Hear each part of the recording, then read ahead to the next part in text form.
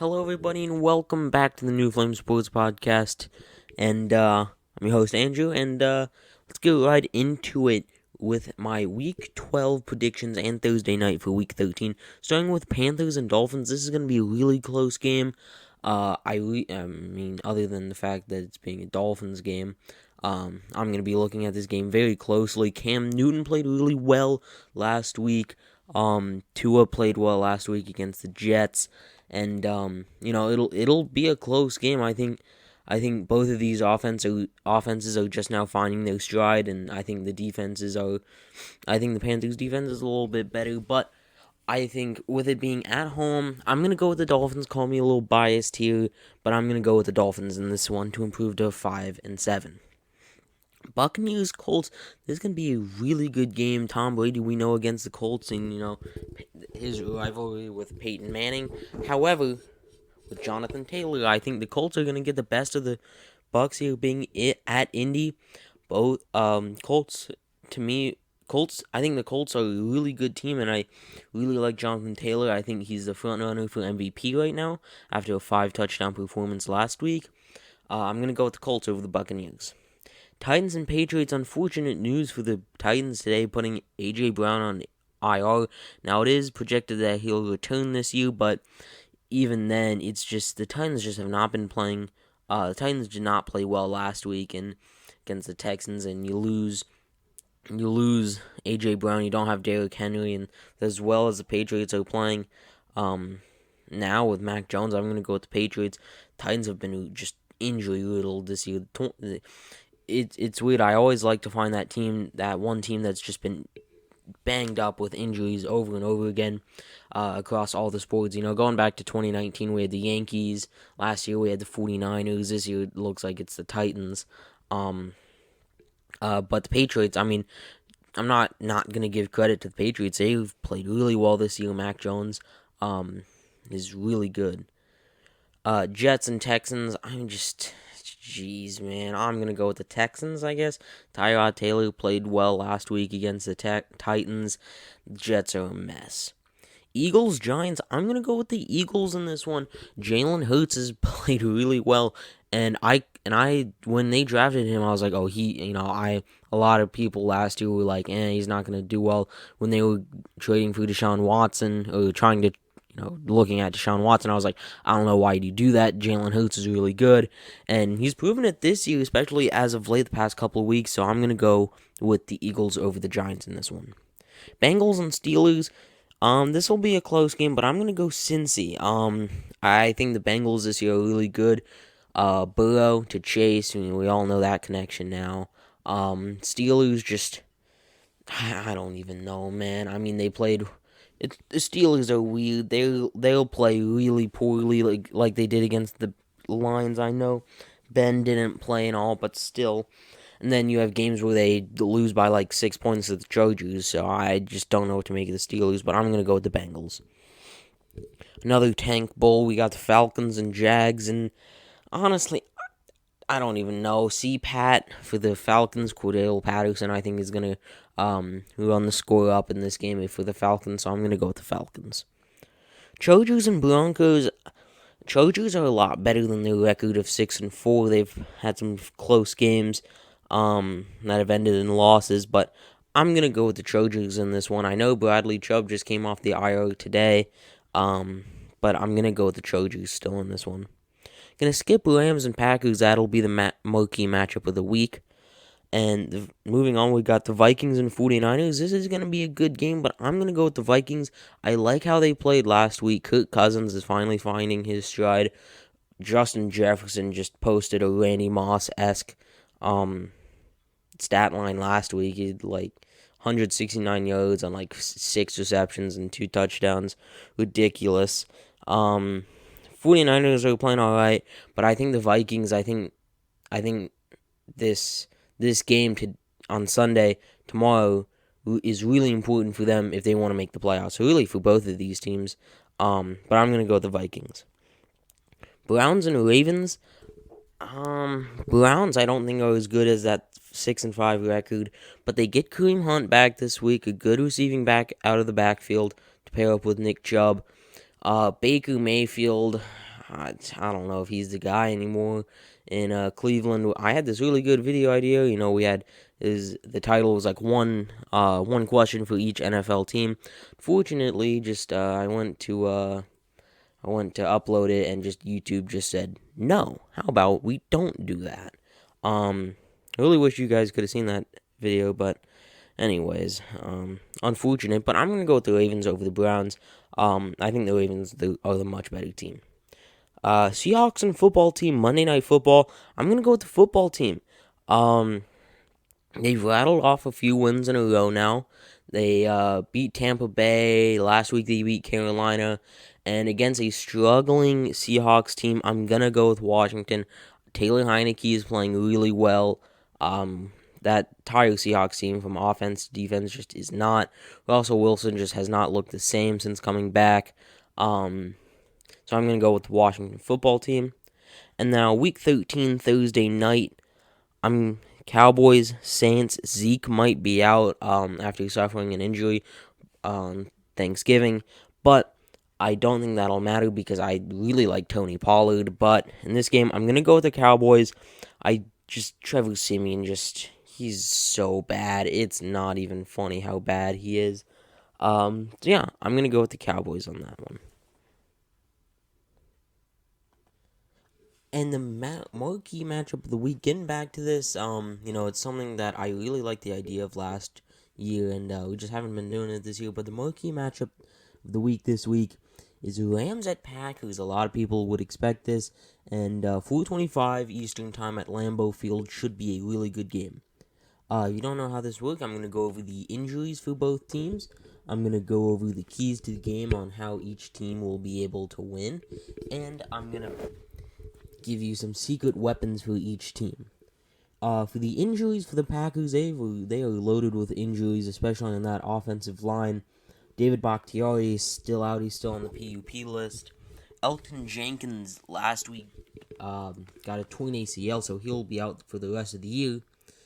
And then Rodgers, I know it doesn't really say anything about it on the injury report, but he has to still be dealing with that toe injury that's been bothering him. Kevin King is doubtful, and as much as we like to meme on Kevin King for not being very good, he's a solid number 3 corner. So he's doubtful. Now for questionable, they got some really important guys for that team. They have Aaron Jones might be able to come back from injury this week, which will be huge for them. Rashawn Gary, the outside linebacker, pass rusher. And then Alan Lazard, another big wide receiver for them that they have with Marquez Valdes-Scantling. So those two big injuries of Elton Jenkins and David Bakhtiari on the offensive line for the Packers, not looking too good, and the Rams will definitely be looking to take advantage of that. And the Rams really have no injuries of importance. They had like their 5th wide receiver on the roster on the injury report today, and that was it. Big advantage for the Rams in terms of injuries. Now, the keys to the game, the Packers, it's going to be let Rodgers do what he does best. Give the ball to Devontae Adams. Ramsey's going to be on him all game, but I don't think that's a reason to go away from him. Devontae Adams is the best wide receiver in the game. Jalen Ramsey is the best cornerback in the game. And I know that Ramsey, a lot of teams don't like to go at Ramsey because, he's really good, but when you have Devontae Adams, I don't see why you wouldn't, because Devontae Adams is arguably the best wide receiver in the game. And also, if Aaron Jones plays, you got to get him involved, even though he might, still kind of be dealing with that injury. A.J. Dillon has been fantastic in the 2 weeks that he's been able to start in place of Aaron Jones. So even if he, isn't as involved as he probably should be, A.J. Dillon is a fantastic backup running back to have. And for the Rams, it's going to be, don't be too worried about Odell. A lot of people will be like, oh, Odell didn't get, targeted or whatever. Oh, he wants to get out. But, no, the reason Odell signed with the Rams is to win a championship. Obviously, he wants to be productive and wants to help the team, but his number one goal is to win a championship. So it's going to, for Stafford, you just got to give the ball to Cooper Kupp. Do what you did for the first half of the season. And it clearly worked. You guys were 7-1. Now you're 7-3. Backed up against the door. In second place in the NFC West. Darrell Henderson has got to be more productive than he has the past couple of weeks. I have him on my fantasy team, so I see all the stats. Just has not been very productive the past couple of weeks, especially in that 49ers game. Was shut down by the 49ers, so he has to get not only more involved, but has to be productive. And on defense, you got to take advantage of that depleted offensive line from the Packers. Like I said, David Bakhtiari out, Elgton Jenkins out. Aaron Donald and Von Miller have to, feast. They have to have a big day. I'm talking like 2 sacks each, in order to win this game. And I think that might be what it takes. The Green Bay Packers are this year really good, just like they were last year. And Ramsey's got to step up and cover Devontae Adams like his life depended on it. So it's going to be interesting to see how the Green Bay offense plans against this defense. That's one of the best in the league with Von Miller, Jalen Ramsey, Aaron Donald. But yeah, Rams, you have to take advantage of that offensive line for Green Bay. Now, for secret weapons for the Packers, I'm going to go with Marquez Valdes-Scantling.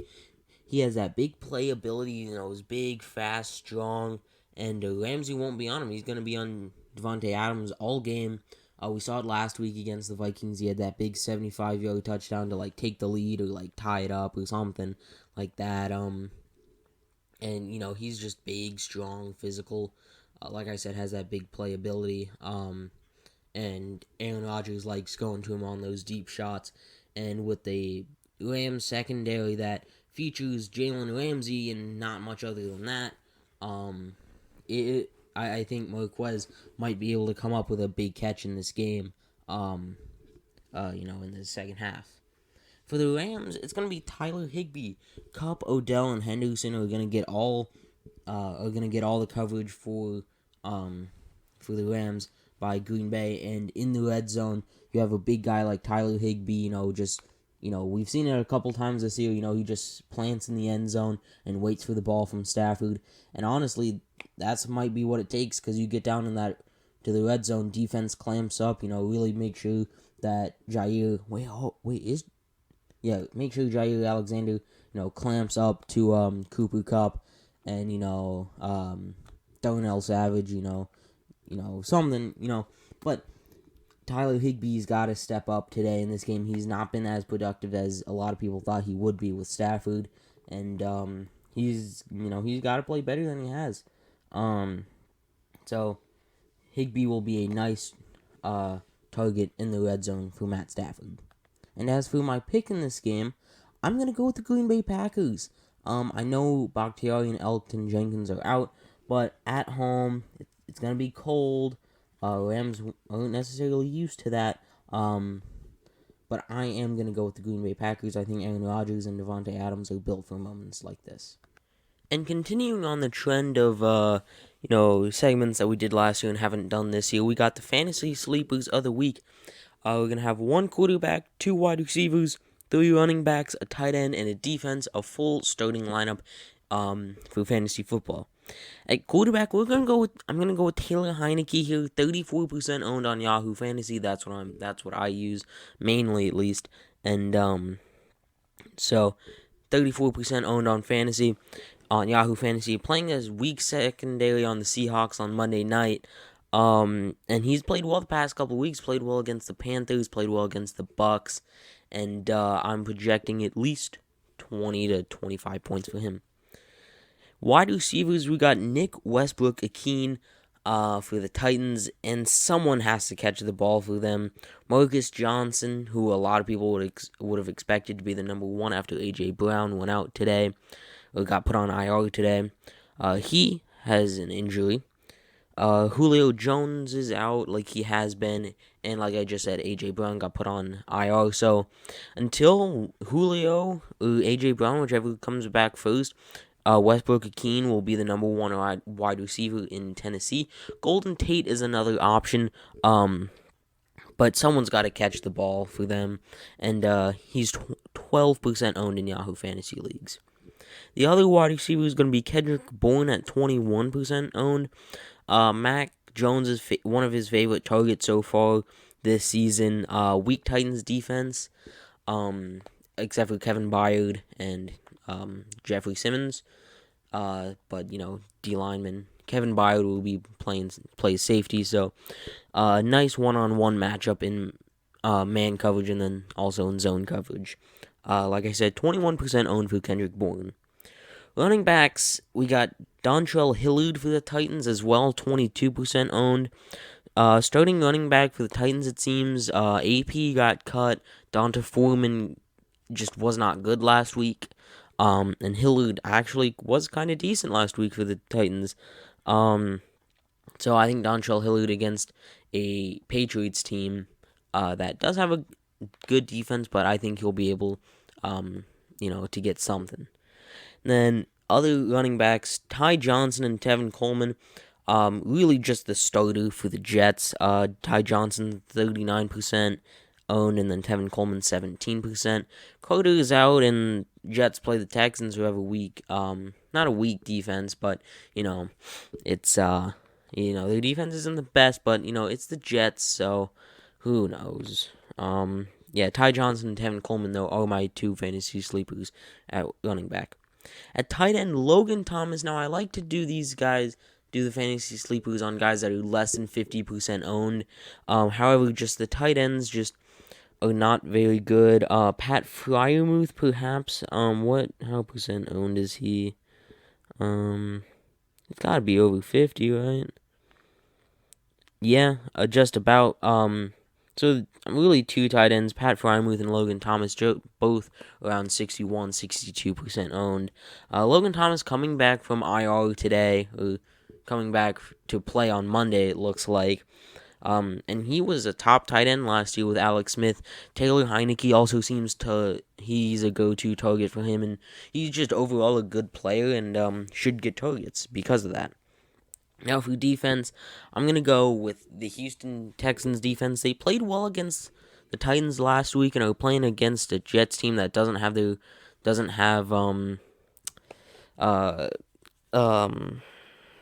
Michael Carter, but Elijah Moore has been playing well, but Zach Wilson is back for the Jets, so he might throw a couple picks.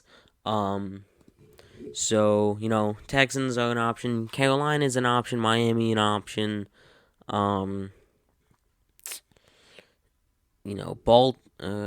Baltimore 76. What am I talking about? Baltimore. I don't know. So yeah, that's your fantasy sleepers of the week. Taylor Heineke, Nick Westbrook-Akeen, Kendrick Bourne, Dontrell Hilliard, Ty Johnson, and Tevin Coleman, Logan Thomas, and the Houston Texans defense. So yeah. That'll do it for this episode of the New Flame Sports Podcast. If you like this episode, go ahead and hit the like button. If you like what we're doing around here, go ahead and hit the subscribe button. And we'll see you in the next episode. Peace out.